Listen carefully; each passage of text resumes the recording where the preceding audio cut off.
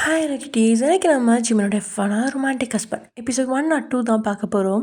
So it's must imagine your self. Okay வாங்க நம்ம வீடியோக்குள்ளே போகலாம். லாஸ்ட் எதிரும் முடிச்சிருந்தோம் அப்படின்னா ஜெய்கே முகம் முழுசும் புன்னகையோட எதுவுமே சொல்லாமல் அவங்க பக்கத்தில் வந்தவன் ஏதாவது பேசுவான் அப்படின்னு சாரா அவனை பார்த்தபடியே எதிர்பார்த்துட்ருக்கா. ஆனால் ஜெய்கே அவகிட்டேயும் சரி அவன் அக்காக்கிட்டேயும் சரி புன்னகை மட்டும் சிந்திட்டு உள்ளே போகிறான். அவன் முன்னாடி போகிறத ஒரு வித ஏக்கத்தோட சாரா பார்த்துட்டு இருந்ததை பாக்யா பார்த்துட்டான். அதில் சாரா பக்கத்தில் குனிஞ்சு என்ன மேடம் ஒரே ஃபீலிங்கா அப்படின்னு கேட்க, அதில் சாரா திடுக்கிட்டு பாக்யாவை பார்க்க என்ன அப்படி பார்க்குறேன் என் தம்பியா? நான் ஒன்றும் அவரை பார்க்கலையே. அப்படியா? ஆமாம். சரி சரி, நீ அவனை பார்க்கல, உன் புருஷனை தான் பார்த்த போதுமா அப்படின்னு பாக்யா சொல்லி கிண்டல் அடிச்சிட்ருக்கா. அப்படி பாக்யா சாராவை அழைச்சிட்டு உள்ளே போக அங்கே தன் குடும்பத்தை பார்க்குற காட்சி அவ்வளோ அழகாக இருக்குது. குழந்தைய ஆளுக்கு தூக்கி கொஞ்சி குழந்தையோட அழுக சத்தம் கேட்டு அவங்களுக்கு அதை கொடு இதை கொடு அப்படின்னு ஒரே ஆர்ப்பாட்டமாக தான் இருக்குது. இவ்வளோ நாளும் இந்த சந்தோஷம்லாம் எங்கே போயிருந்துச்சு அப்படின்னு மனசில் கேட்டபடியே பாக்யா அங்கே புன்னகை முகத்தோட நிற்க அவளோட தோளை தொட்டபடியே சுகா அவள் பக்கத்தில் வந்து நின்னதும் பாக்யா சந்தோஷத்தோட கண் காட்டுறா. என்னதான் சம்மந்தப்பட்டவங்க சண்டை போட்டு பிரிஞ்சு சேர்ந்துருந்தாலும் தான் குடும்பத்தை ஒன்றா சந்தோஷமாக பார்க்கணும் அப்படின்னு ஒரு சிலரை விரும்புவாங்க. அதில் பாக்யாவும் ஒருத்தி. அவங்கள விட பாக்யாவுக்கு தான் அவ்வளோ சந்தோஷமாக இருக்குது. தங்களோட குடும்பம் முழுமை அடைஞ்சிருச்சு அப்படின்னு ஒரு வித திருப்தியோட அந்த கண்கொள்ளா காட்சியை பார்த்துட்ருக்கா. அவங்கெல்லாம் வீட்டுக்குள்ள நுழையும் போதே ஜிமின் அங்கேருந்த வேலைக்காரங்க கிட்டலாம் சொல்லி ரூம் எல்லாம் க்ளீன் பண்ண சொல்லியிருந்தான். அதுபடியே எல்லாருமே பேசி சிரித்து சாப்பிட்டு அப்படின்னு ஒரு கட்டத்தில் டயர்டாகி அவங்க எல்லாரும் உட்காரும்போது, மாமா அத்தா உங்களுக்கு அந்த ரூம், நீங்கள் போய் ரெஸ்ட் எடுங்க. அப்புறம் சாரா உனக்கு அவங்க பக்கத்தில் இருக்க ரூம் அப்படின்னு சொன்னவன் பெண் குழந்தைய மட்டும் தூக்கிக்கிட்டு ஜிமின் ரூமுக்குள்ளே நுழைஞ்சிக்கா. உங்களுக்கு தான் இப்போது கஷ்டமாகி போயிடுச்சு, மற்றவங்களுக்கு மட்டும் அந்த ரூம் இந்த ரூம் அப்படின்னு சொன்னவன் தான் கூட வா அப்படின்னு தன்னை கூப்பிடாம போயிட்டானே அப்படின்னு யோசிச்சபடியே நீங்கள் உட்காந்துட்ருக்க. ஜிமின் அம்மாவும் அதே தான் நினச்சாங்க. குழந்தைய கொஞ்சிக்கிட்டு இருந்தவங்க, வயன் இந்தாம்மா குழந்தைக்கு பசி எடுத்துருச்சு போல அப்படின்னு குழந்தைய கொடுக்க, நீங்களும் குழந்தைய தான் மடியில் வச்சுட்டு எப்படி கூப்பிடாம அந்த ரூமுக்கு போகிறது அப்படின்னு யோசிச்சுட்டே இருக்கீங்க. அப்புறம் ஜிமின் அம்மா தான் போம்மா ரூமுக்கு போய் பால் கொடு அப்படின்னு எதுவும் தெரியாதவங்க மாதிரி சாதாரணமாக சொல்ல, நீங்களும் வேறு வழி இல்லாமல் சரியாத்தா அப்படின்னபடியே குழந்தைய தூக்கிக்கிட்ட அந்த ரூமை நோக்கி தயக்கமாக உள்ள மெல்ல மெல்ல போகிறீங்க. ஆனால் எங்கள் குழந்தைய தூக்கிக்கிட்டு உள்ள நுழைஞ்ச ஜிமின் மனசுலையும் வேற இருந்துச்சு. மற்றவங்களுக்குலாம் அவங்க ரூம் சொன்னால் தான் தெரியும், ஆனால் உங்களுக்கு அது தேவையில்லையே, உங்களுக்கு தான் உங்கள் ரூம் தெரியுமே. ஸோ அதனால் ஜிமினா கூப்பிட்டு நீங்கள் அந்த ரூமுக்கு வரணுமா, நீங்களே விருப்பப்பட்டு அந்த ரூமுக்கு வரணும் அப்படின்னு நினச்ச ஜிமின் அவன் குழந்தைய தூக்கிக்கிட்டு வந்ததுலேயே நீங்கள் அந்த ரூமுக்கு தான் வரணும் அப்படின்னு சிக்னல் இருந்துச்சு. ஆனால் அது நம்ம வரமாட்டேன் எனக்கு புரியுமா என்ன, வருவாளோ மாட்டாளோ அப்படின்னு அவன் வாசலையே பார்த்தபடியே குழந்தையும் பார்த்துக்கிட்டு இருக்கா. நீங்கள் குழந்தையோட உள்ள நுழைஞ்சதை பார்த்த ஒரு வித நிம்மதியான உணர்வு. நீங்கள் வந்ததுமே ஜிமின் எழுந்துக்கா. உங்களுக்கு ஏதோ புது ரூமுக்குள்ளே நுழைஞ்ச மாதிரி ஒரு புதுவிதமான ஒரு உணர்வு. எவ்வளோ நாட்கள் இந்த ரூமுக்குள்ளே அவன் கூட தனியாக உங்களோட நேரத்தை கழிச்சிருப்பீங்க. கோபம், சோகம், சந்தோஷம், கூடல், ஊடல்னு எத்தனை வகையான உணர்வுகள் இந்த ரூம் தனக்கு கொடுத்துருக்கு. ஆனால் அப்படிப்பட்ட ரூமில் 3வது மனுஷன் மாதிரி இவ்வளோ தயக்கத்தோட உள்ள நுழையும் அப்படின்னு நீங்கள் கனவுல கூட எதிர்பார்க்கல. குழந்தை அழுதபடியே இருக்கா. இப்போது ஜிமினுக்கு ஓரளவுக்கு புரிஞ்சிடுச்சு. ஏற்கனவே பெட்லேருந்து எழுந்து நின்றுட்டு இருந்தவன் குழந்தை அழுகவும் உங்கள் பக்கத்தில் வந்து அங்கே அப்படின்னு மட்டும் சொல்லிட்டு அவன் சோஃபாவில் உட்காந்துக்கிட்டான். நீங்களும் எதுவும் பேசாமல் அமைதியாக பெட்டில் போய் இவனுக்கு முதுகு காட்டி உட்காந்து குழந்தைக்கு பசியை போக்கிறதுக்காக குழந்தைக்கு பால் கொடுத்துட்ருக்கீங்க. அந்த ரூமில் ஏதாவது மாற்றம் இருக்கா அப்படின்னு பார்த்தபடி தான் உட்காந்துட்ருக்கீங்க. எந்த மாற்றமும் இல்லை. உங்களோட ஃபோட்டோஸ் எங்கே இருந்ததோ அது எல்லாமே அங்கேயே தான் இருக்குது. உங்களோட ரூமில் மாற்றம் இல்லை, ஆனால் உங்களோட மனசில் தான் மாற்றம். எப்படி இவ்வளோ அன்பானவனா, தான் மேலே உயிரையே வச்சுருக்கிறவன் மேலே சந்தேகக்குள்ள வச்சு கடவுள் எங்களை ஏன் இத்தனை நாட்கள் பிரித்து வச்சுச்சு அப்படின்ற ஆதங்கமும் உங்களோட நினைப்பில் இருக்கா. சுவிட்ச் போட்ட மாதிரி இந்த குழந்தை பால் குடிச்சு முடிச்சதுமே அடுத்த குழந்தை அழுக, அதை பார்த்ததுமே ஜிமின்க்கு சின்ன புன்னகை. நீங்கள் திரும்பி உட்கார இவனும் குழந்தைய தூக்கிட்டு போய் உங்ககிட்ட கொடுத்துட்டு இன்னொரு குழந்தைய தூக்கிக்கிட்டான். இப்போது ஜிமினோட பார்வை லேசாக உங்கள் பக்கம் திரும்ப நீங்கள் என்ன பண்ணுறீங்க அப்படின்னு ஓரக்கண்ணால் ஜிமின் பார்க்குறான். நீங்களும் அந்த ரூமை தான் சுற்றி சுற்றி பார்த்துட்ருக்கீங்க. இதில் என்ன இருக்குது அப்படின்னபடி உட்காந்துருந்த ஜிமினோ எப்படி பேச்சு ஆரம்பிக்கிறது அப்படின்னு யோசிச்சவனுக்கு நீங்களே பேசட்டும் அப்படிங்கிற எண்ணம்லாம் இல்லை. அவன் கையில் இருந்த குழந்த வயிறு நிரம்பினதால அப்படியே தூங்கிடுச்சு. பால் குடிக்க குடிக்கவே இன்னொரு குழந்தையும் தூங்கிடுச்சு. அப்போ தான் ஜிமின் உங்களையே பார்க்குறான். அவன் வந்து இவ்வளோ நேரம் ஆகியும் நீங்கள் ட்ரெஸ் எதையுமே மாற்றாமல் உட்காந்துட்டு இருக்கதை பார்த்தவன் குழந்தைய ரெண்டையும் வாங்கி பெட்டில் போட்டவன் சுற்றி அதுக்கு தலையணையை வச்சுட்டு நீ போய் ரெஃப்ரெஷ் ஆகிட்டு வா அப்படின்னு சொல்ல, நீங்களும் அதுக்காக தான் காத்துட்டு இருந்தீங்க. ஆனால் ஒரு வித தயக்கம், அதனால் நீங்கள் அப்படியே உட்காந்துட்ருக்கீங்க. ஜிமின் சொன்னதுமே நீங்கள் வேகமாக பாத்ரூம்குள்ளே போக குழந்தைங்க 2 பேரும் நல்லா தூங்குதுங்க. அகைன் ஜிமின் நல்லா அந்த குழந்தைங்களாம் கீழே விழுகாத மாதிரி செட்டப்லாம் பண்ணிவிட்டு பாத்ரூம் கதவை பார்த்தவன் எப்படியும் இதுக்கும் நீங்கள் தயக்கப்படுவீங்க அப்படின்னு சொல்லிட்டு கரெக்டாக பாத்ரூம் கதவோட தாழ்பால் திறக்கிற சத்தம் கேட்டதுமே ஜிமின் வேகமாக அந்த ரூமில் இருக்க பால்கனிக்கு போயிட்டான். அப்படியே தயக்கத்தோடு நீங்கள் வெளியே வர அங்கே ஜிமினை தேடுறீங்க. ஆனால் ரூமை சுற்றியும் பார்வையிட்டோம், ஜிமின் அங்கே இல்லை, எங்கேயுமே இல்லை. குழந்தைங்கள பார்த்தா 2 குழந்தைங்களும் நல்லா அசந்து தூங்கிட்டுருக்கு. உங்களோட பேக் வேறு எங்கே வச்சிங்கன்னு உங்களுக்கு தெரில. சரின்னு உங்களோட கபோர்டை திறக்க அது வழக்கம் மாதிரி அப்படியே தான் இருக்குது. அதில் ஒரு சில புடவைகள் மட்டும், முக்கியமாக அந்த புடவைகளில் எல்லாமே ஜிமின் உங்களை வர்ணிச்சிருப்பான். சரியாக அந்த புடவை மட்டும் களைஞ்சிருக்கு. அதுலேருந்தே உங்களுக்கு புரிஞ்சிருச்சு அவன் உங்களை நைட்டில் நல்லாவே தேடி இருக்கான் அப்படின்னு. ஒவ்வொரு விஷயமா தெரிய தெரிய உங்களுக்குள்ள குற்ற உணர்ச்சி அதிகமானதை தவிர குறையல. அதில் கசங்கி இருந்த புடவை ஒன்றை எடுத்து கட்டின நீங்கள் இவர் எங்கே போனார் அப்படின்னு யோசிக்கும் போது தான் பால்கனி பக்கம் பார்வை திரும்புது.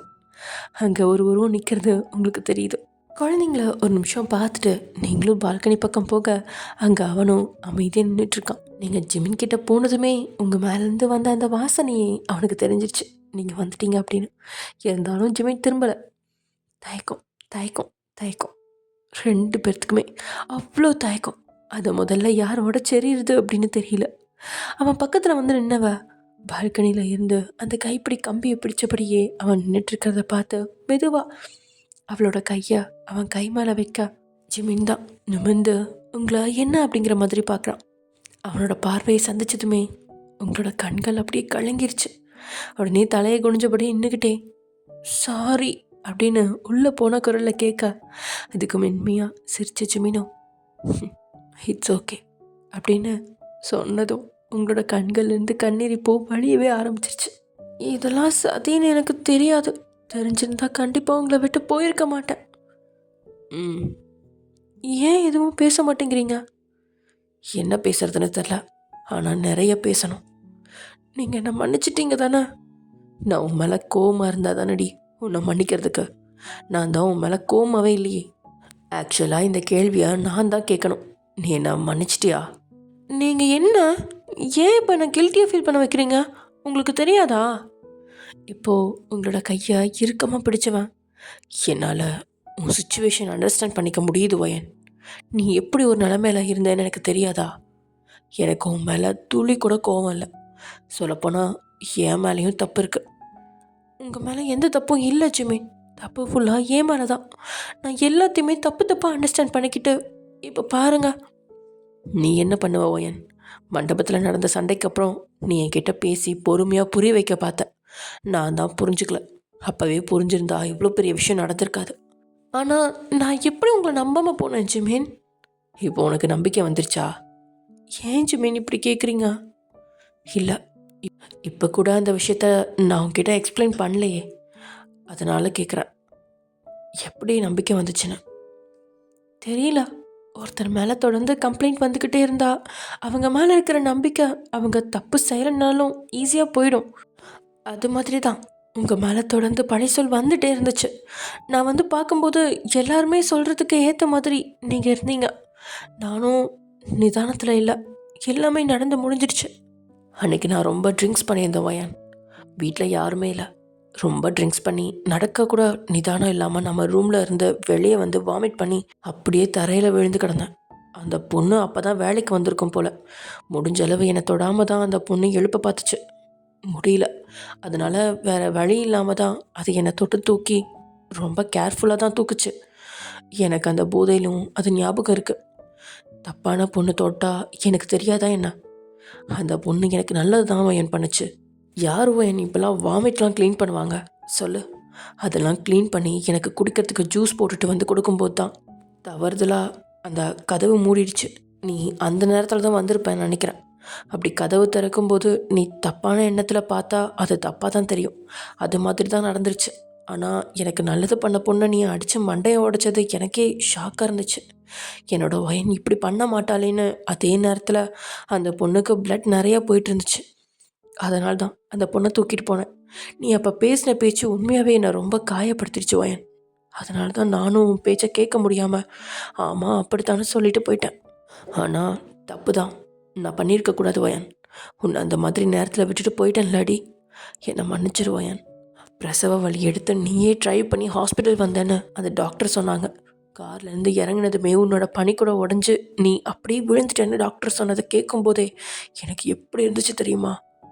உங்கள் அப்பா அம்மா வீட்டில் இருந்து நீ போயிருந்தா கூட எனக்கு அவ்வளோ கில்ட்டாக இருந்திருக்காது. ஆனால் நீ என்னை பார்க்க வந்துட்டு நான் உன்னை பார்க்காம விட்டுட்டேனே ஒயன். உனக்கு என் மேலே எந்த கோபமும் இல்லையே அப்படின்னு கேட்டவன் உங்களோட கையை எடுத்து அவன் நெஞ்சு மேலே வச்சுக்க. உங்கள் கண்கள்லேருந்து கண்ணீர் வழிஞ்சிச்சு. அதை தான் கை கொண்டு தொடச்ச ஜிமின். அந்த பொண்ணை ஹாஸ்பிட்டல்லேருந்து ஒரு ஆட்டோ ஏற்றி விட்டுட்டு நான் வீட்டுக்கு வந்துட்டு இருக்கும்போது தான் டாக்டர் ஃபோன் பண்ணி சொன்னாங்க நீ அட்மிட் ஆகிருக்கிறத. உடனே வண்டியை திருப்பி ஹாஸ்பிட்டலுக்கு தான் வந்துட்டு இருந்தேன். ஆனால் உன்னையும் குழந்தைங்களையும் பார்க்க விடாமல் விதி சதி பண்ணிடுச்சு. எனக்கு ஆக்சிடெண்ட் ஆகிடுச்சு. எனக்கு ஒரு வாரமும் என்னாச்சு என்ன நடந்துச்சுன்னு எதுவுமே தெரியாது ஒயன். எனக்கு நினைவு வந்ததுக்கப்புறம் தான் உன்னை தேடி அம்மா கிட்டே கேட்டேன். அப்போ அம்மா உங்ககிட்ட இந்த விஷயத்த சொல்லலைன்னு சொன்னாங்க. அப்போ அவங்கள கத்துனேன், திட்டினேன். ஆனாலும் உன்னை பார்க்க போகிறேன்னு சொன்னாங்க. ஹாஸ்பிட்டலில் இருக்கிற வரைக்கும் என்கிட்ட உண்மையே சொல்லலை. வீட்டுக்கு வந்ததுக்கப்புறம் தான் நீங்கள் எல்லோரும் வீட்டை காலி பண்ணிவிட்டு போயிட்டீங்க, உங்கள் வீட்டை யாரும் வாங்கிட்டாங்கன்னு சொன்னாங்க. அதையே என்னால் தாங்க முடியல. ஆனால் என்னோடய பிஏ வந்து நான் தான் அந்த வீட்டை வாங்கினேன், நான் தான் உங்கள் ஃபேக்ட்ரியை வாங்கினேன்னு சொல்லும்போது எனக்கு எப்படி இருந்துச்சு தெரியுமா? என்னோடய வயன் என்னை எப்படி நினச்சாலும்னு அவ்வளோ வேதனையாக இருந்துச்சுடி. நீயும் அந்தளவுக்கு வேதனை அனுபவிச்சிருப்பல்ல. தொடர்ந்து நான் உனக்கு டார்ச்சர் கொடுக்குற மாதிரி நினச்சிருப்பல்ல. இதெல்லாம் உனக்கு கண்டிப்பாக தோணியிருக்கும். எனக்கு புரியுது, தெளிவாக புரியுது. இல்லை ஜிமீன், நான் தான் தப்பு பண்ணியிருக்கேன். யார் வந்து சொன்னாலும், ஏன் நீங்களே சொன்னாலும் நான் அதை நம்பி இருக்கக்கூடாது. எப்படி என்னோட ஜிமீன் இப்படி நடந்துப்பார்னு நான் யோசிச்சேன் தான். ஆனாலும் இந்த மரம் மண்டைக்கு அதெல்லாம் தோணாமல் போயிடுச்சு. ரொம்ப கஷ்டப்பட்டியா ஒயன்? குழந்தை பிறக்கும்போது உன் பக்கத்துலேயே நான் இருக்கணும்னு எவ்வளோ நாள் நினச்சிருக்கேன் தெரியுமா? ஆனால் என்னோடய குழந்தைய பார்க்குறதுக்கே 7 மாதம் ஆயிடுச்சு அப்படின்னு ஜிமின் சொல்லும்போதே இப்போ ஜிமினோட கண்களும் கலங்கியிருக்கு.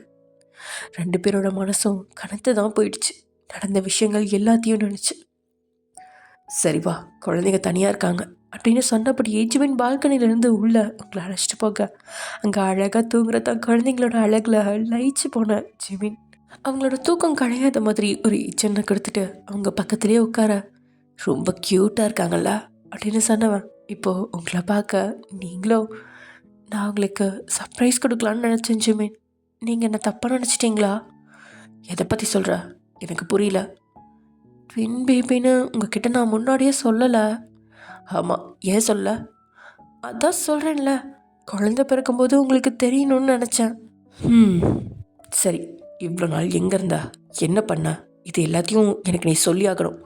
எதுக்கு ஏர்போர்ட் போன, எங்கே போக பிளான் பண்ணீங்க அப்படின்னு ஜிமின் கேட்டுக்கிட்டே இருக்கா.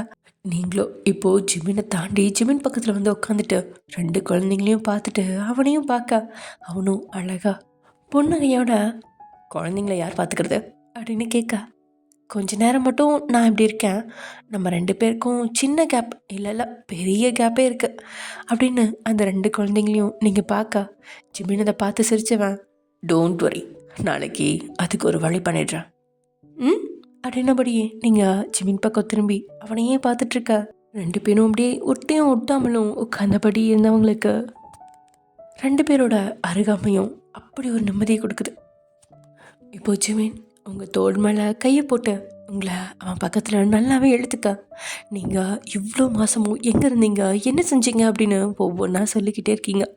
கடைசியில் உங்களுக்கு ஆஸ்திரேலியாவில் வேலை கிடச்சிருக்கு, அதுக்காக தான் குடும்பத்தோடு அங்கே போனோம் அப்படின்னு நீங்கள் சொல்ல, நீ அங்கே போயிட்டா மட்டும் உன்னை நான் தேடாமல் விட்டுருவேனா, இல்லை உன்னை தேடி வராமல் இருந்திருப்பேனா தெரியல.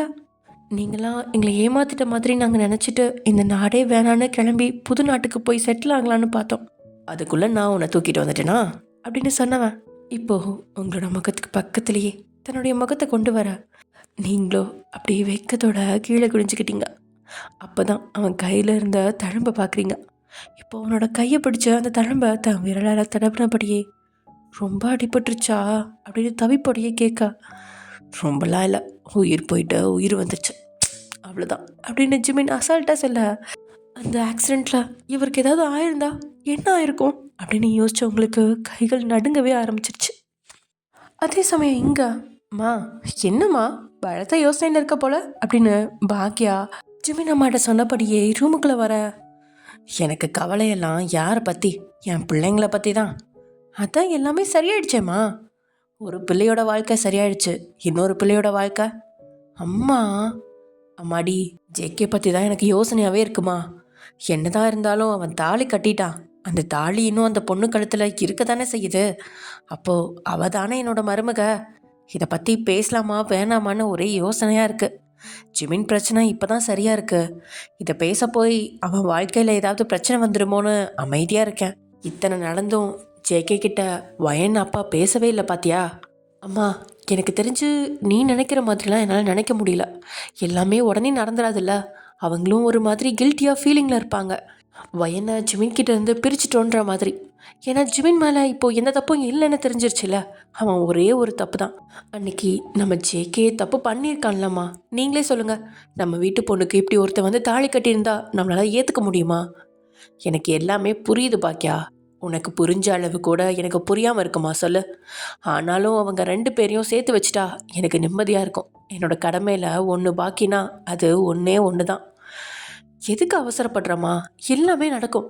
நம்ம விருப்பப்பட்ட மாதிரி தான் எல்லாமே நடக்கணுமா என்ன சொல்லு. அதான் ஜேகே தாலி கட்டி அச்சாரம் போட்டுட்டானே, இனிமேல் வேறு எங்கேயுமே சாரா போக வாய்ப்பில்லை.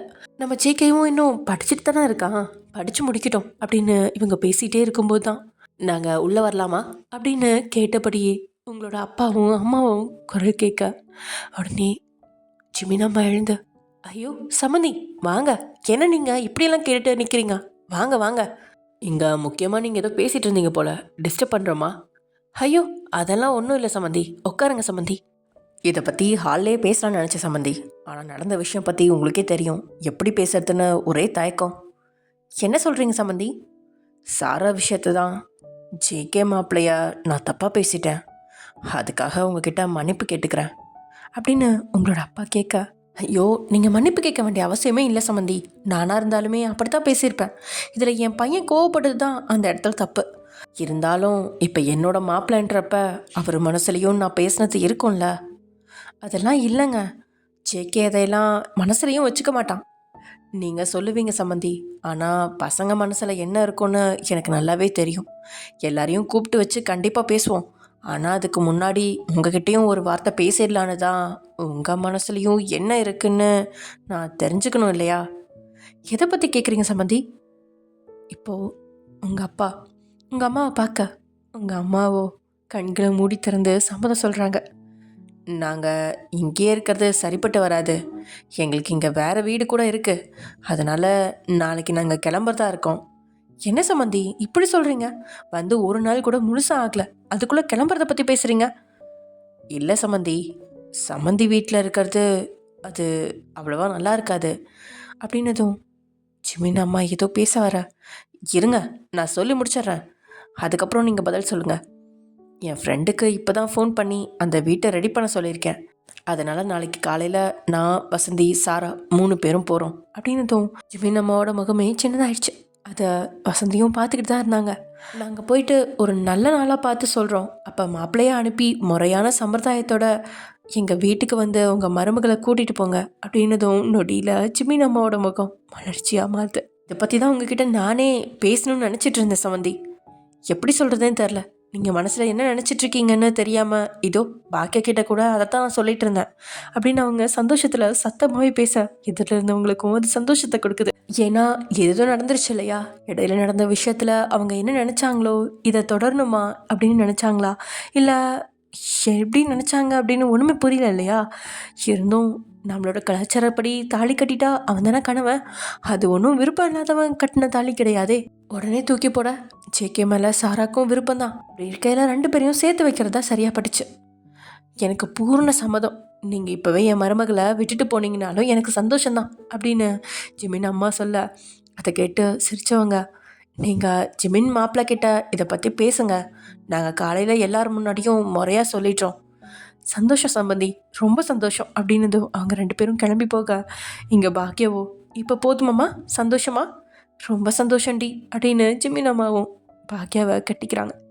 அதே சமயம் பாக்யாவுக்கும் ரொம்ப சந்தோஷம் அப்படியே முகத்தில் பொங்கி ஒழிஞ்சிட்ருக்கு. தன்னுடைய குழந்தை இந்த பூமியில் பிறக்க போகிற நேரம், எல்லாரும் சமரசமாக எந்த பிரச்சனையும் இல்லாமல் இருக்க போகிறாங்க அப்படின்ற எண்ணமே அவளுக்கு ஒரு இதத்தை கொடுக்குது. இங்கே சாராவுக்கோ ரூமில் நுழைஞ்சதுலேருந்து அப்படி தான் ஒரு வருத்தம். அது என்ன, எல்லாத்துக்கிட்டேயும் பேசுகிறான், என்கிட்ட மட்டும் ஒரு வார்த்தை பேசவே இல்லை. ஆமாம், நீ மட்டும் அப்படியே அவர்கிட்ட மூஞ்சி கொடுத்து பேசிட்டு பாரு. பேசல தான், ஆனாலும் அவரை பார்க்க தானே செஞ்சேன். அப்படி பார்த்தா அவனும் உன்னை பார்த்து சிரிச்சுக்கான்ல, உன்னை விட அவன் பெட்டர் தான். நீ என்ன அவனுக்கு சப்போர்ட் பண்ணுற? நான் நியாயத்துக்கு தான் சப்போர்ட் பண்ணுவேன் அப்படின்னு சாரா அவளோட மனசாட்சியோட பேசிகிட்டு இருந்தவ. அப்போ தான் நிலை கண்ணாடி முன்னாடி நின்று அவள் போட்டுட்டு இருந்த தாலியை எடுத்து வழியே போடுறான். அவன் தாலி கட்டினதுலேருந்து இத்தனை நாட்கள் வரைக்கும் நடந்த பிரச்சனையில் அது ஒரு சுமையாக இருந்தது தவிர ஒரு நாளும் ஆசையோடு அவள் அதை எடுத்து பார்த்தது கிடையாது. இன்றைக்கி தான் அதை ஆசையாக எடுத்து வெளியவே போடுறான். இத்தனை நாளும் அதை மறைக்கிறதுலையே குறியாக இருந்தவ ரசிக்கிறத மறந்துட்டா. இப்போது தன்னுடைய கழுத்தில் தாலி, அதுவும் தன்னவன் கட்டின தாலி அப்படின்னு கண்ணாடி முன்னாடி நின்று பார்த்தவளுக்கு ஒரு வித பூரிப்பு முகத்தில் தெரிய அதையே தன் கைகளால் ஆசையாக அதை வருடிட்டுருக்கா. அப்போது இந்த பக்கம் அவகிட்ட பேசலாமா வேணாமா அப்படின்னு மனசு பட்டிமன்றம் நடத்தாத குறையா தான் ரூமில் குறுக்கு நடுக்குமா நடந்துக்கிட்டு இருந்தவனும் எப்படி பேசுறது அப்படின்னு ரூம்ல இருந்து வெளியே எட்டி பார்க்குறான். அப்போது சாராவோட அம்மாவும் அப்பாவும் வெளியே வந்து ஜிகேயோட அம்மா ரூம்குள்ளே போகிறத பார்த்தவன், அப்பாடா சின்ன கேப் கிடச்சிச்சு, என்ன பண்ணுறான்னு பார்த்துட்டா வந்துடுவோம் அப்படின்னு ஜேகே சாரா ரூம்குள்ளே போகிறதுக்கு முன்னாடியே தன்னை ஒரு முறை கண்ணாடியில் பார்த்து தலையெல்லாம் கோதி அப்படியே ஃபேஸ்லாம் லைட்டாக இது பண்ணி சரி பண்ணுவேன். மனசில் தயக்கங்கள் இருந்தாலும் கிடைச்ச வாய்ப்பை பயன்படுத்திக்க வேணும் அப்படின்னு யாரும் பார்க்குறாங்களா அப்படின்னு பதுங்கியே தான் போகிறான். ஆனால் அங்கே போனவன் உண்மையாக இப்படி ஒரு காட்சியை எதிர்பார்க்கல. அப்படியே அந்த கதவுல சாஞ்சு அவள் செய்கிற செய்கையை ரசித்தபடியே அப்படியே நின்றுட்டான். சாரா அப்போதான் இந்த கண்ணாடி முன்னாடி நின்று தன்னுடைய தாலியை ஆசையாக வெளியே எடுத்து போட்டு அதோட அழகை ஒரு வித பூரி போட பார்த்தபடியே அதை வருடிட்டு இருந்தா. அதுலேயே அவனுக்கு புரிஞ்சிருச்சு அவனை மனசளவில் தேடுறா அப்படின்னு. ஒரு வித சந்தோஷம் அவனை ஆட்கொள்ள மெய் மறந்து சாராவை தான் பார்த்துட்ருக்கான். சாரா கொஞ்சம் இழைச்சிருக்கா, பப்ளி மாஸ் மாதிரி இருந்தவ இப்போது ஒல்லியாக இருக்கிறத பார்க்க கொஞ்சம் வருத்தமாக தான் இருக்குது ஜேகேக்கு. அவளோ தாலியை வருடி ஒரு வித வெக்க புன்னகையோட திரும்பினவ சத்தியமாக இந்த இடத்துல அவனை எதிர்பார்க்கவே இல்லை. அவனை பார்த்ததுமே கண்கள் ரெண்டும் அதிர்ச்சியில் விரிய அதை ஒரு வித ரசனை கண்களோட பார்த்தபடியே உள்ளே வந்த ஜேகே கதவை சாத்தா. சாராவோ பதட்டத்தில் அவனை பார்க்க அவன் எதுவுமே சொல்லாமல் அவளை நோக்கி அடி எடுத்து வச்சு அவன் முன்னாடி வந்து நின்னவனோட பார்வையோ அவன் முகத்துல இருந்து கொஞ்சம் கீழே இறங்கி அந்த தாலியில் வந்து நிற்குது. அதை அவன் தான் ஒரு கை நீட்டி தன் கையால் எடுத்து வருணபடி அவளை பார்க்க அவளோ படபடக்கிற நெஞ்சத்தோட அவனை தான் பார்த்துக்கிட்டே இருக்கா. இந்த தாலியை இவ கழுத்தில் கட்டும் போதே எவ்வளோ ரணகலமாக இருந்துச்சு அப்படின்னு நினச்சவனுக்கு தான் வாழ்நாளில் தன்னுடைய கல்யாணத்தை மறக்க வாய்ப்பே இல்லை அப்படின்ற எண்ணத்தோட சாராவை பார்க்குறான் ஜேகே. இதில் என்ன பார்த்துட்டு இருந்தா அப்படின்னு அவகிட்ட ஜேகே கேட்க, ஆஹா அது அது ஒன்றும் இல்லை அப்படின்னு சாரா தட்டு தடுமாறி அவனை எதிர்கொள்ள முடியாமல் இப்போது திரும்பி நின்றுக்கா. அதில் தன்னுடைய கீழோதட்டை கடிச்சு சிரிச்சவன், சொல்லு அப்படின்னு முன்னாடி விட போராடி அவளை நெருங்கி நிற்க அவனோட நெருக்கம் உணர்ந்தவளோட நெஞ்சமும் படன்னு அடிச்சுக்க அவளும் தன்னுடைய இதயத்தை பிடிச்சபடி அப்படியே நின்றுட்டுருக்கா. இதுக்கு மேலே ஜேகே அவனையும் முடியல. அவனுக்கு இருந்த தயக்கம் எல்லாம் அடிச்சு போயிடுது. அப்படியே சாராவோட பின்னாடி இருந்து இறுக்கி அணைச்சிக்கிறான். இதுக்கு மேலே இந்த வாய்ப்பு கிடைக்குமா கிடைக்காது அப்படின்லாம் அவனுக்கு தெரியாது. கிடைச்ச வாய்ப்பை பயன்படுத்திக்கிட்டான். அவன் அணைச்சதுமே 2 பேரோட உடல்லையுமே மின்சாரம் ரொம்ப வேகமாக பாஞ்சு 2 பேரோட ஹார்மோன்களையும் தூண்டி விட 2 பேரோட உடலும் ஒரு நொடி தூக்கி தான் போடுது. அவளை அணைச்சு அவளோட கழுத்து வளைவில் முகத்தை புதைச்சிருந்தவன் 2 நிமிஷத்துக்கு மேலே அப்படியே நிற்க அவனோட பிடியிலிருந்து அவளால் நகர கூட முடியல. அதுக்காக அவன் இறுக்கி பிடிச்சானா அப்படின்னு கேட்டா இல்லை. அவன் பிடிச்சதில் அவளோட உணர்வுகள் அவளை நகர விடாமல் கட்டு போட்டுருச்சுன்னு சொல்லலாம். பேச்சுவார்த்தைகள் எதுவுமே இல்லை. அவன் தாலி கட்டினதுக்காக மன்னிப்பும் அவகிட்ட கேட்கல. இடையில எத்தனையோ சொல்ல முடியாத அளவு விஷயம் நடந்துருச்சு. அதை பற்றிலாம் இவங்க பேசவே இல்லை. ஏன்னா எல்லாமே 2 பேரும் தெரிஞ்சது தானே. அப்படி இருக்கா எல்லா உணர்வுகளையும் ஒரே அணைப்பில் காட்ட முடியுமா அப்படிங்கிற மாதிரி அவளை இறுக்கி இருந்தவன் தனக்குள்ளே இருந்த போராட்டத்தெல்லாம் முடிச்சுக்கிற மாதிரி அவன் மேலே சாஞ்சு இழப்பாரிட்டு இருந்தான். ஒரு கட்டத்தில் முதல்ல சுயநினைவுக்கு வந்தது ஜேகே தான். மெதுவாக அவளை விடுவிச்சவன் அவளை தான் பக்கமாக திருப்ப அவளோட முகம் முழுசும் மருதாணி பூசின மாதிரி சார்ந்திருக்குது. தலையை குனிஞ்சபடியே நின்னவளோட முகத்தை நிமித்தி தன்னை பார்க்க செஞ்சவன், என் மேலே கோமா சாரா அப்படின்னு அவ்வளோ உருகி கேட்கா. இத்தனை உருகளோட கேட்டா கோமா இருக்கவங்க கூட இல்லைன்னு தான் சொல்லுவாங்க. ஆனால் சாராக்கு தான் அவன் மேலே கோவம் இல்லையே. அப்படி இருக்க அவள் விழிச்சபடியே நிற்கா. சொல்லு அப்படின்னு அவன் கேட்கா. அதுக்கு அவ்வளோ இல்லை ஆமாம் அப்படின்னு 2 பக்கமும் தலையாட்டா. கோமா இருக்கியா இல்லையா? ஒரு சைடு மட்டும் தலையாட்டினா தானே எனக்கு தெரியும். கோமா இருந்தேன், ஆனால் இப்போ இல்லை. அதில் தன்னுடைய வழக்கமான புன்னகையை சிந்தினவன், ஏன் இப்போ இல்லை? கோமா இருக்கணுமா அப்படின்னு அவன்கிட்டயே கேள்வி கேட்கா. ஆச்சரியமா இருக்கே, என்ன அப்படிங்கிற மாதிரி அவனை பார்க்கா. இல்லை, நான் ஒரு ரூமுக்கு வந்து ரொம்ப நேரம் ஆச்சு. உன்னை தொட்டுட்ருக்கேன், ஹக் பண்ணிகிட்ருக்கேன். ஆனால் வெளியே போங்க, யாராவது வந்துடுவாங்க. இப்படி எந்த வார்த்தையும் வாயிலேருந்து வரல. நீ என்னோட சாரா தானா அப்படின்னு கேட்கா. சாரா எதுவுமே பேசல. அப்போ அப்படியே நிற்கிறான். சரி, அப்போ நான் போகவா அப்படின்னபடி அவன் திரும்ப அவ்வளோ அவன் கையை பிடிச்ச ஒரு நொடி அவனை பார்த்தவ அடுத்த நொடி வேகமாக அவன் சட்டையை தான் பக்கமாக இழுத்து அவனை இருக்க அணைச்சிக்கிறான். இதை எதிர்பார்க்காத ஜேகேவோ இன்ப அவஸ்தையில் அவளை அவனும் கட்டிக்க அவன் அணைப்பிலேயே இருந்து அவன் நெஞ்சத்தில் இருந்து முகத்தை மட்டும் நிமிர்த்தினவ, உங்கள் மேலே நான் கோமாக தான் இருக்கேன் அப்படின்னு சொல்ல. ஏன் அப்படின்னு அவன் முகத்தை ஆசையாக பார்த்தபடியே கேட்கா. பின்ன தாலியை கழட்டி கொடுன்னு சொல்கிறீங்க ஏர்போர்ட்டில்? நான் உனக்கும் என் கூட இருக்க இஷ்டம் இல்லைன்னு தான் நினச்சேன், அதனால தான் அப்படி சொன்னேன். அப்படி இஷ்டம் இல்லைன்னா என்னை விட்டுட்டு போயிடுவீங்களா? வேற என்ன பண்ண சொல்கிற? அப்படின்னா நீங்கள் என்னை லவ் பண்ணவே இல்லை. லவ் பண்ணதுனால தாண்டி அப்படி சொன்னேன் அப்படின்னதும் அவள் எதுவுமே பேசாமல் அமைதியாகிறா. சாரா, உனக்கு இந்த சைலண்ட் சூட்டே ஆகலை சாரா. என்னோட சாரா எப்பவுமே கலகலன்னு இருக்கணும், அதுதான் எனக்கும் பிடிக்கும். வாழ்க்கை முழுசும் ஜாலியாக இருக்குன்றது முடியாத காரியம். வாழ்க்கையை கடந்து வரப்ப அவங்களோட கேரக்டர் சேஞ்ச் ஆகிடும். அது மாதிரி தான் எனக்கும். இந்த வாழ்க்கையில் நான் கடந்து வந்த பாதை என்னை அமைதியாக மாற்றிருச்சு. அப்படின்னா உன்னோட நிலைமைக்கு நான் தானே காரணம். அப்படி உங்களை மட்டுமே ப்ளேம் பண்ணிட முடியாது ஜேகே. அப்போ உங்கள் அப்பா மேலே தான் தப்பா அப்படின்னதும் சாரா அவனை மறைச்சு பார்க்க, சரி ஓகே ஓகே, ஆனால் நீ இப்படி ஆனதுக்கு என்னோட பங்கும் இருக்குல்ல. அதுக்கு அவ்வளோ இல்லை அப்படின்னு சொல்லாமல் ஆமாம் அப்படிங்கிற மாதிரி தலையாட்ட. அப்படின்னா உன்னை நான் தான் சரி பண்ணணும் அப்படின்னு அவன் இன்னும் அவளை அணைச்சபடி தான் நின்றுட்டுருக்கான். அவளும் அவன் அணைப்பிலேயே இருந்ததை மறந்து அவனோட காதல் பார்வையில் உருகிக்கிட்டு இருக்கா.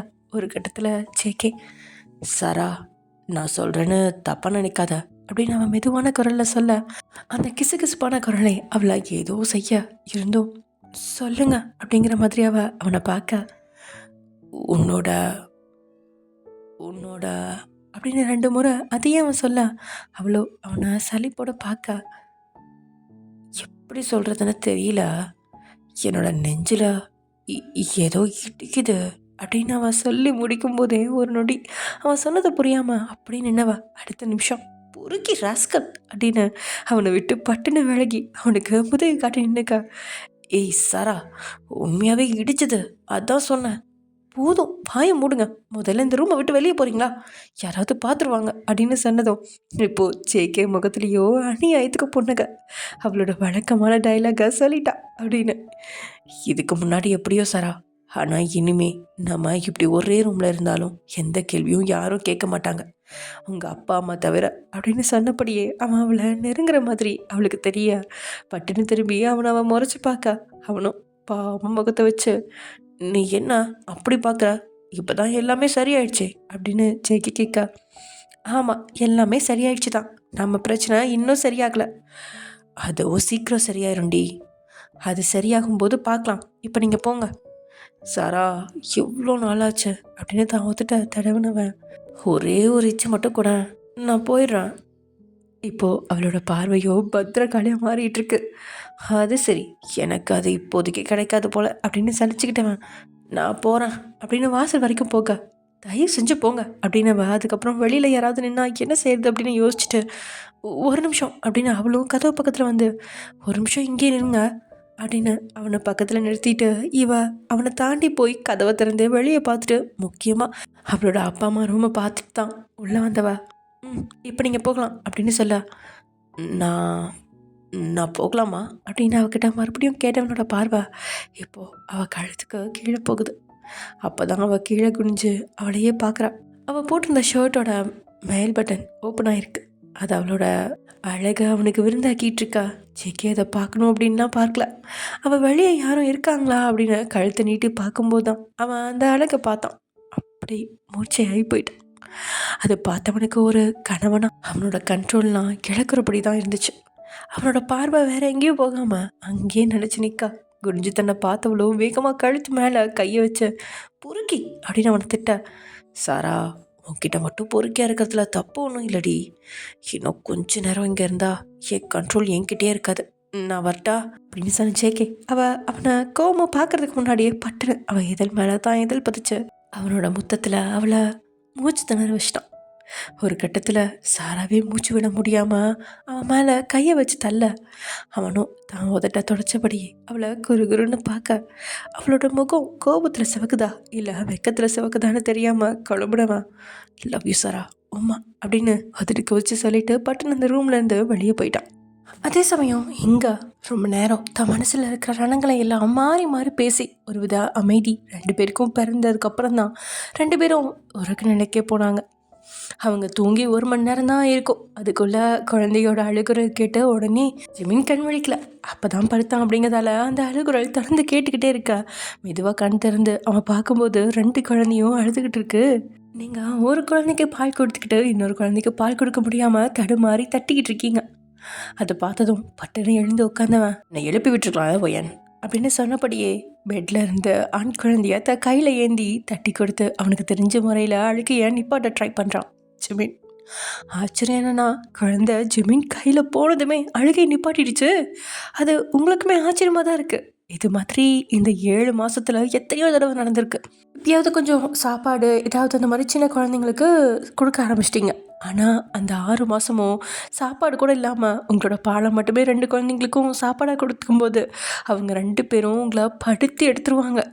முதல்ல 3 மாதம் வரைக்கும் சமாளித்த நீங்கள் அதுக்கப்புறம் பாலை பம்பில் ஸ்டோர் பண்ணி கொடுக்கறத வழக்கமாக வச்சிட்டிங்க. அதுவும் நீங்கள் 1 மாதமாக தான் வேலைக்கு போகிறீங்க. அந்த நேரத்தில் ரொம்பவே கடுப்பாக இருக்கும். வேலைக்கும் போயிட்டு வந்து குழந்தையும் பார்த்துன்னு உடலளவுலேயும் சரி மனசளவுலேயும் சரி ப்ரெஷர் அதிகமாகவே தான் இருந்துச்சு உங்களுக்கு. ஆனால் அதை உங்கள் அப்பா அம்மா கிட்ட காட்டக்கூடாது அப்படின்னு நீங்கள் எவ்வளோ தான் ட்ரை பண்ணாலும் அது முடியாமல் தான் போகுது. அவங்களுக்கு உங்களோட நிலை புரிஞ்சதால் குழந்தைய அவங்க 3 பேரும் முடிஞ்ச அளவு பார்த்துக்கிட்டாங்க. 1000 தான் குழந்தைய மற்றவங்க பார்த்தாலும் தாய் பார்க்குற மாதிரி வராதே. குழந்தைங்க 2 பேரும் தாயை தானே அதிகம் தேடுறாங்க. அப்படி இருக்கையில் சாராவும் நீங்களும் தான் ஒரு ரூமில் படுத்துப்பீங்க. அப்போது சாரா முடிஞ்ச அளவு பார்த்துட்டு அவளும் ஒரு கட்டத்தில் தூங்கிடுவாள். இது மாதிரி சில சமயங்களில் நடக்கிறது உண்டு. ஸ்டோர் பண்ண அந்த பானம் தீந்துடும். இது மாதிரி 2 குழந்தையும் அழுகும்போது உங்களுக்கு எப்படி 2 பேர்த்தையும் ஹேண்டில் பண்ணுறது அப்படின்னு தெரியாமல் விழிச்சிருக்கீங்க. அதுக்கப்புறம் குழந்தை அழுகட்டும் அப்படின்னு ஒரு குழந்தைக்கு மட்டும் பால் கொடுத்துட்டு இன்னொரு குழந்தைக்கு அப்புறம் தான் கொடுப்பீங்க.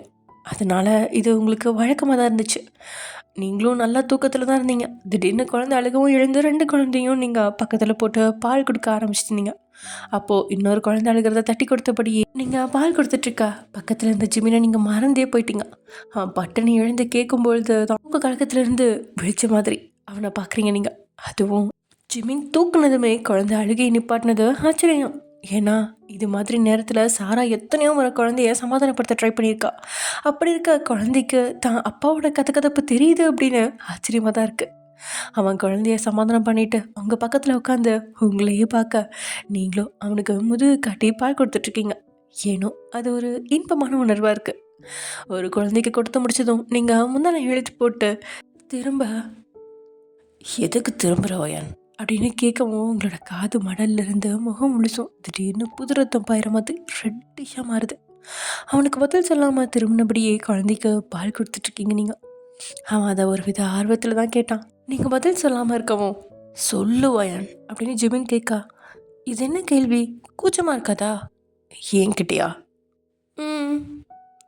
இந்த 7 மாதம் எந்த அளவு பிரிவை நமக்குள்ளே கொடுத்துருமா என்ன? கொடுத்துருச்சு, என்ன பண்ணுறது? அப்படின்னா அதை சரி பண்ண வேணாமா? எப்படி சரி பண்ணுறது? ஜிமின் யோசிக்காமல் பட்டன் உங்களோட முதுகில் இச்சொன்று கொடுத்துட்டு அதில் முதுகு தண்டு சில்லிட முதுகை குறுக்கி நீங்கள் உச்சியிலேருந்து உள்ளங்கால் வரைக்கும் சிலிர்த்து அப்படியே என்ன சொல்கிறது அப்படி நிற்குது முடியலாம் உங்களுக்கு.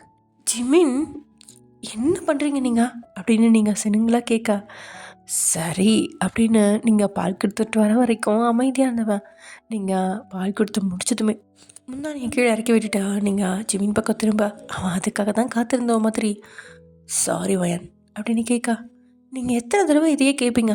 விடுங்க, எல்லாம் நடந்து முடிஞ்சிருச்சு, என் மேலேயும் தப்பு இருக்குன்னு ஆயிடுச்சு. இப்படி சாரி கேட்டுகிட்டே இருந்தா லைஃப் ஃபுல்லாக சாரி கேட்டுகிட்டே இருக்க வேண்டியதுதான். தூங்குங்க, உங்கள் தூக்கத்தை கெடுத்துட்டுனா அப்படின்னு அவன் நீங்கள் படுக்க சொல்ல படுத்தவன் உங்களையும் அவன் பக்கத்துலேயே படுக்க வச்ச. இது மாதிரி எத்தனை நாள் தூக்கம் இல்லாமல் இருந்திருக்க வயன் அப்படின்னபடியே உங்களோட கண்ணத்தை தான் கைகளில் தாங்கிக்க. இது நார்மல் தான் ஜிமின், குழந்தை பிறந்துட்டா அதை பார்த்துக்கிறது ஒரு அம்மாவோட கடமை இல்லையா? என்னை ரொம்ப தேடினியாடி அப்படின்னு கேட்கும்போது ஏன்னே தெரியாமலேயே உங்களோட கண்களில் கண்ணீர் வருது. அதை உடனே தொடச்சி நீங்கள் விடுங்க ஜிமின், ஏன் அதை பற்றியே பேசுகிறீங்க? நீ சொல்லு, நான் எந்த அளவு உன்னை கஷ்டப்படுத்திருக்கேன்ல வயன்? அப்படியெல்லாம் எதுவும் இல்லைங்க. நீ சொன்னாலும் சொல்லாட்டியும் என்னால் நீ ரொம்ப வலி அனுபவிச்சிட்டடி. நீ எனக்கு கல்யாணமே பண்ணியிருக்கக்கூடாது வயன் அப்படின்னு அவன் பாட்டுக்கு ஏதேதோ பிதட்ட, நீங்களும் அவரோட கையை பிடிச்சி அதை தன் தலைக்கடியில் வச்சுட்டு அப்படியெல்லாம் எதுவும் இல்லை அப்படின்னு அவனை சமாதானப்படுத்தவே சொல்கிறீங்க. அது ஜிமினுக்கும் புரியுதான். கொஞ்சம் தயக்கத்துக்கு அப்புறம் அவனோட கையை உங்கள் இடம் மேலே வைக்க நீங்களும் நிமிர்ந்து அவன் கண்களை பார்க்குறீங்க. அவன் கண்களில் ஒரு வித கெஞ்சலோட, வயன் உன்னை கட்டி பிடிச்சிக்குவா ப்ளீஸ் அப்படின்னு உங்ககிட்ட அனுமதி கேட்க நீங்களும் கண்களை மூடி திறக்கிறீங்க. ஜிமின் அடுத்த செகண்ட் உங்களை இறுக்கமாக தன்னோட புதைச்சிக்கிட்டான். ரொம்ப நாளைக்கு அப்புறம் தான் கணவனோட அணைப்பில் கட்டுண்டு கிடந்த நீங்கள் அவன் வாசனையில் இந்த உலகத்தையே மறந்துட்டீங்க. உங்களோட கண்களில் இருந்த கண்ணீர் வழியா அது அவனுக்கு தெரியக்கூடாது அப்படின்னு மறைச்சாலும் அவன் உடல்ல அந்த ஈரம் பட்டு அவனை தான் கிட்ட இருந்து பிரித்து எடுத்த. என்னடி அப்படின்னு அவன் கேட்டதும் நீங்களோ தேம்ப ஆரம்பிச்சிட்டிங்க. ஏய் ஒயன், எதுக்காக அழுகிற அப்படின்னு ஜிமின் பதறி தான் போயிட்டான். நீங்கள் எதுவுமே சொல்லாமல் மறுபடியும் அவனை இருக்க அனுச்சு. ப்ளீஸ் ஜிமின், இனிமே என்னை விட்டு எப்பவும் பிரிஞ்சு போகாதீங்க, என்னால் முடியாது. நீங்கள் இல்லாமல் ஒன்றுமே இல்லை ஜிமின். என் வாழ்க்கையில் எல்லாரும் முன்னாடியும் தைரியமாக இருந்த மாதிரி நான் காட்டிக்கிட்டு இருந்தேன். ஆனால் உங்கள் மேலே கோபம் வெறுப்பு ஒரு சைடு இருந்தாலும் ஒவ்வொரு விஷயத்துக்கும் நான் உங்களை தான் தேடிட்டு இருந்தேன். இன்னைக்கு கூட சென்னை ஏர்போர்ட் வந்ததும் உங்களை பார்க்கக்கூடாது, உங்கள் குடும்பத்தில் யாரையும் பார்க்கக்கூடாது, யாருக்கும் தெரியாமல் இந்த நாட்டை விட்டு போயிடணும் அப்படின்னு ஒரு வைராக்கியம் இருந்தாலும் மனசில் ஒரு ஓரமாக நீங்கள் என்னை பார்த்துட மாட்டீங்களா, இல்லை நான் உங்களை பார்த்துட மாட்டேனா, கடைசியாக உங்கள் மூச்சை பார்க்க மாட்டேனா அப்படின்னு உள்ளுக்குள்ளே உங்கள் மேலே இருந்த காதலில் மனசு அப்படி தான் துடிச்சுது. நீங்களும் நானும் லவ் பண்ணி கல்யாணம் பண்ணலனாலும் நான் உங்களை ரொம்ப லவ் பண்ணுறேன் ஜிமின். இதுக்கு மேலே என்னால் உங்களை விட்டு எப்போவுமே பிரிய முடியாது. அப்படி நான் இனி உங்களை விட்டு பிரியறதா இருந்தா என் உயிர் என்னை விட்டு போனதுக்கப்புறம் தான் உங்களை விட்டு நான் பிரியணும் அப்படின்னு தேம்பலோடு சொன்ன நீங்கள் அவனை அணைச்சி தன்னுடைய இத்தனை நாள் துயரத்தை போக்கிட்டு இருக்கீங்க. நீங்கள் பேச பேச இங்கே ஜிமின் மனசில் ரத்த கண்ணீர் வராத குறை தான். இந்த அளவு தன்னை அவளை கஷ்டப்படுத்தியிருக்கோம், ஏங்க வச்சுருக்கோம் அப்படின்னு நினைக்கையில் ஒரு கணவனாக அவனோட உள்ளம் துடி துடிச்சு தான் போகுது. உங்களை நல்லா இறுக்கி அணைச்சவன் வார்த்தை எதுவும் பேசாமல் அவனோட அணைப்பு மூலமாகவே உங்களை இனி பிரிய மாட்டேன் அப்படிங்கிறத உங்களுக்கு உணர்த்திட்டுருக்கான். அப்படியே டைம் ஸ்கிப் ஆகுது. காலையிலேருந்து எல்லாருமே அவங்கவுங்க ரூமில் இருந்து வெளியே வர உங்கள் அப்பா ஜிமின் கிட்ட பேசணும் அப்படின்னு சொன்னதை ஜிமின் அம்மா காலையே சொல்லிட்டாங்க. சரின்னு கேட்டுக்கிட்டு இருந்தோம். அவங்க எல்லாரும் சாப்பிடும் பொழுது இவனும் போய் உட்கார அப்போது பேச்ச ஆரம்பிச்சிச்சு. மாமா முதல்ல சாப்பிடுங்க, அதுக்கப்புறம் பேசலாம் அப்படின்னு ஜிமின் சொல்ல அதுவும் சரின்னு எல்லாரும் சாப்பிட்டு முடிச்சுட்டு அங்கேருந்து சோஃபாவில் உட்காடுறாங்க.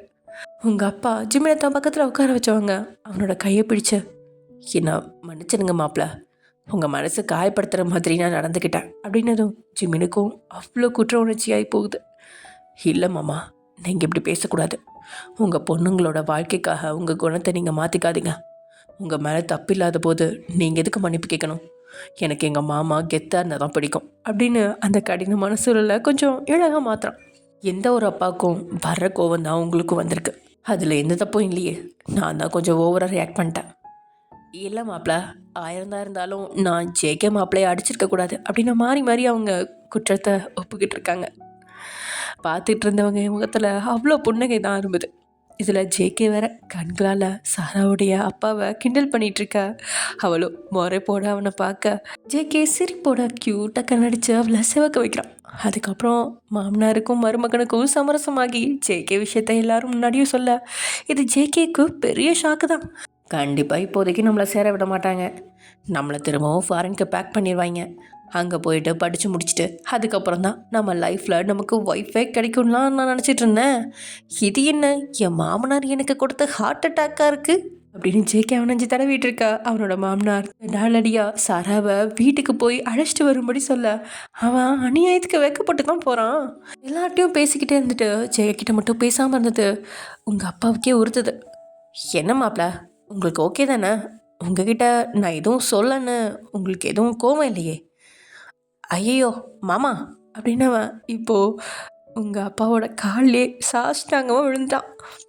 ஏன்னா மன்னிச்சிருங்க மாமா, நான் உங்கள் பொண்ணு கழுத்தில் உங்கள் சம்மந்தம் இல்லாமல் தாலி கட்டிட்டேன் அப்படின்னு மன்னிப்பு கேட்டவனோட மனசாட்சி ரொம்ப சீக்கிரம் கேட்டுட்டடா அப்படின்னு கலாச்சாலும் அது தூசி மாதிரி தட்டினவன் அவங்க காலில் விழுந்து மன்னிப்பு கேட்க அதெல்லாம் பரவாயில்ல மாப்பிள்ள அப்படின்னு சொன்னபடியே அவனை தூக்கி நிறுத்தினவரோ என் பொண்ணை கண் கலங்காமல் நீங்கள் பார்த்துப்பீங்கன்ற நம்பிக்கை எனக்கு இப்போ வந்துருச்சுன்னு நான் பொய் சொல்ல மாட்டேன். நான் வளர்ந்த விதம் வேறு. எனக்கு எப்படின்னா ஜெமின் மாப்பிள்ள இருக்கார்ல, அவர் மாதிரி குடும்ப பொறுப்பை தாங்கி சுமக்கிறவங்க தான் பொண்ணை நல்லா பார்த்துப்பாங்கன்ற மைண்ட் செட்லேயே இருந்துட்டேன். இப்படி ஜாலியாக சுற்றிட்டு இருக்க பையன் எப்படி குடும்ப பொறுப்பை சுமக்க முடியும்னு அவங்களால சுமையை தாங்க முடியாது அப்படின்ற எண்ணம் எனக்குள்ளே இருக்கும். அந்த எண்ணத்தை நீங்கள் தான் மாற்றி காட்டணும் மாப்பிள்ள அப்படின்னு எதையும் மறைக்காமல் தான் மனசில் இருந்ததை உங்கள் அப்பா சொல்ல அதை எல்லாருமே ஏற்றுக்கிட்டாங்க. கண்டிப்பாக மாமா, நீங்களே பாருங்கள், உங்கள் பொண்ணை நான் பார்த்துக்கிறத பார்த்து உங்கள் ஜிமின் மாப்பிள்ளையை விட நான் தான் பெஸ்ட்டுன்னு சொல்லுவீங்க அப்படின்னு ஜிமினை பார்த்தபடியே சொல்ல அங்கே அழகான சிறுபிள்ளை எழுக்குது. சகஜ நிலைக்கு எல்லோரும் வராங்க. இப்போ நாங்கள் மீனாட்சி வீட்டுக்கு போகலான்னு இருக்கோம். என் பொண்ணு மாசமாக இருக்கு. எனக்கு கொஞ்சம் லேட்டாக தான் இவங்கெல்லாம் சொன்னாங்க. எங்கள் நிலமை போய் பார்க்க முடியாமல் போயிடுச்சு. அதனால் நாங்கள் இப்போவே போய் பார்த்துட்டு அப்படியே வீட்டுக்கு கிளம்புறோம் அப்படின்னு உங்கள் அப்பா சொல்ல அப்பா நானும் வரேன் அப்படின்னு நீங்களும் முன்னாடி நிற்கிறீங்க. சரி வாங்க எல்லாருமே போவோம் அப்படின்னு இவங்க எல்லாருமே வீட்டுக்குள்ளே நுழையும் போது அங்கே மாப்பிள்ளை கவனிப்பில் டே நனைஞ்சிட்ருக்கான். முதல்ல இவங்க எல்லாத்தையும் பார்த்தது டே தான். சாப்பிடவே எழுந்தவன் வாங்க வாங்க லட்டு அப்படின்னு குரல் கொடுக்க மற்றவங்களும் எட்டி பார்த்து சரவணன் வேகமாக அவங்கள வரவேற்று உள்ளே உட்கார வச்சவன் ரூமில் இருந்த மீனாட்சி கிட்ட விஷயத்த சொல்ல அதுக்குள்ளே மீனாட்சி ரூமில் இருந்து வெளியே வந்து அங்கேருந்து எல்லாத்தையும் பார்க்குறான். முகம் தாமரை மலர் மாதிரி மலருது.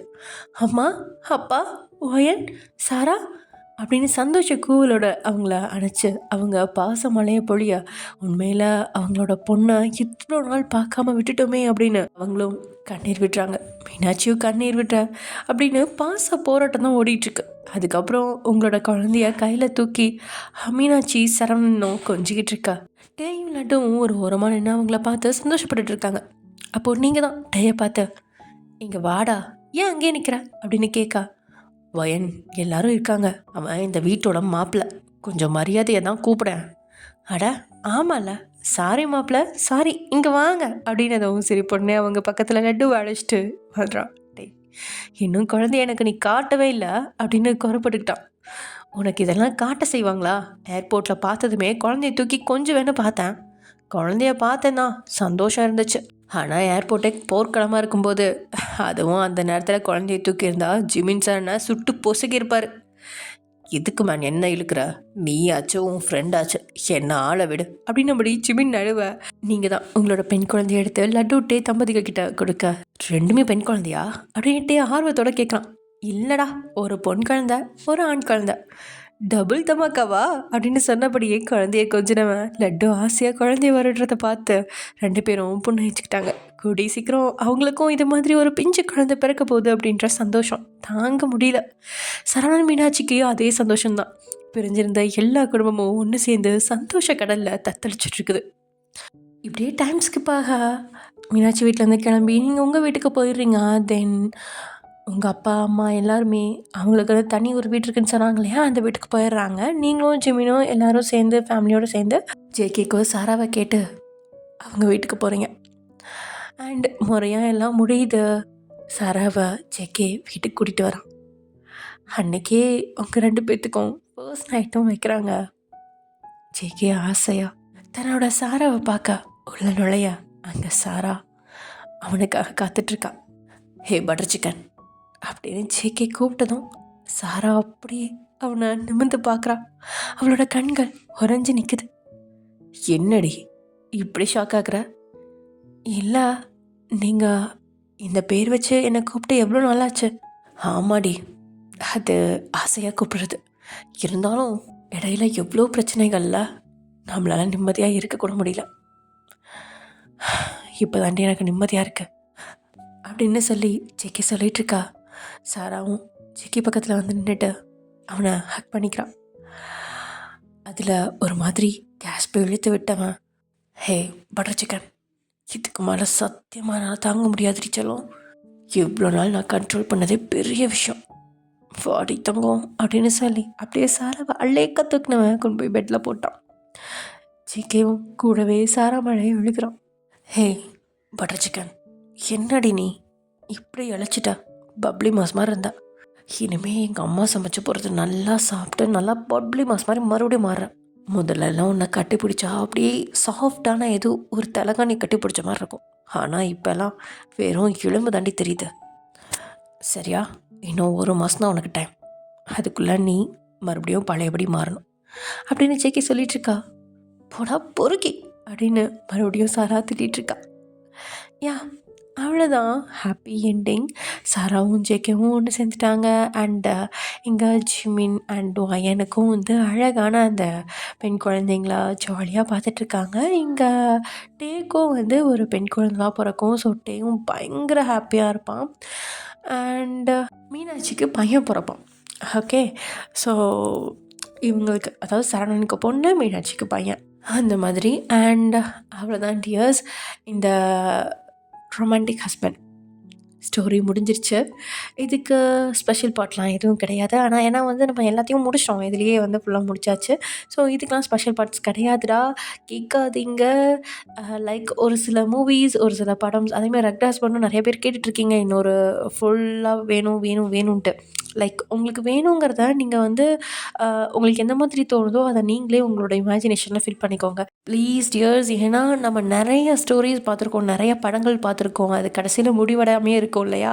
அது முடிவடையாமல் இருக்கும்போது தான் நம்மளோட மனசில் அது அப்படியே நிற்கும். லைக் இது பண்ணியிருக்கலாமோ, இது இப்படி முடிச்சிருக்கலாம், அதை அப்படி முடிச்சிருக்கலாம் அப்படின்னு. ஒரு ஃபுல் ஃப்ளெஜ்டாக ஒரு ஸ்டோரி வந்து ஃபுல்லாக நம்ம முடிச்சிருந்தோம் அப்படின்னா கண்டிப்பாக அது உங்கள் மனசில் நிற்காது. ஏன்னா அப்போயே உங்களுக்கு அது வந்து ஃபுல்ஃபில் ஆகிடுது இல்லையா? ஸோ அவ்வளோதான். ஓகே, ரொமான்டிக் ஹஸ்பண்ட் நல்லா இருந்துச்சு, ஓகே ரெட் ஹஸ்பண்ட் நல்லா இருந்துச்சு அப்படின்ற மாதிரியே போயிடும். இப்போ வந்து உங்களுக்கு அது தெளிவான ஒரு முடிவு இல்லாத மாதிரி இருக்கிறதுனால தான் உங்களோட மனசில் இப்போ வரைக்கும், அது முடிஞ்சு இப்போ 2 மாதம் ஆகுது, இருந்தாலும் உங்களோட மனசில் இன்னும் வந்து நின்றுட்டுருக்கு அப்படின்னு தோணுது. ஸோ உங்களுக்கு எப்படி தோணுது அதை கீழே கமெண்ட் பண்ணுங்கள். ஓகே சியர்ஸ், பாய். நம்ம நெக்ஸ்ட் ஒன் ஷாட்டில் பார்க்கலாம்.